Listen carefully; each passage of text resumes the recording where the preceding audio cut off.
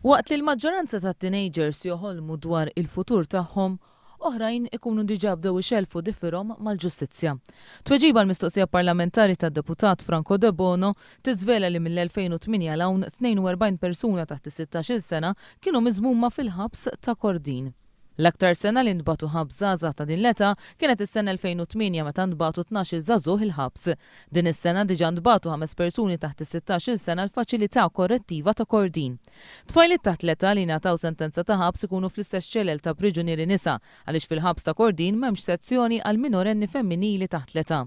One News u informat li f'dawn ħarjiem kien hemm tfajla ta' 15-il sena arrestata fil-ħabs li kellha titpoġġa mal-priġunieri nisa adulti u din inħelset ftit sigħat ilu.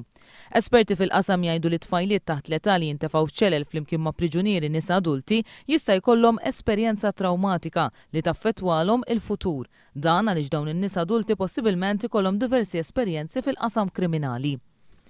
Min mistoqsija parlamentari oħra sar magħruf li fl-aħħar 5 snin kienu 162 iż-żgħażagħ taħt l-14-il sena li tresqu l-qorti. Jirriżulta li l-persuni taħt l-14-il sena li qed jitresqu l-qorti qed jiżdiedu sena wara l-oħra. Nofs dawk ta' inqas minn 14-il sena mrestqa l-qorti fl-aħħar 5 snin instabu ħatja. Il-pieni mogħtija kienu multi probation libertà kundizzjonata, ċanfira u twiddiba. 29 persuna taħt l-14-il sena għad għandhom il-każ tagħhom pendenti.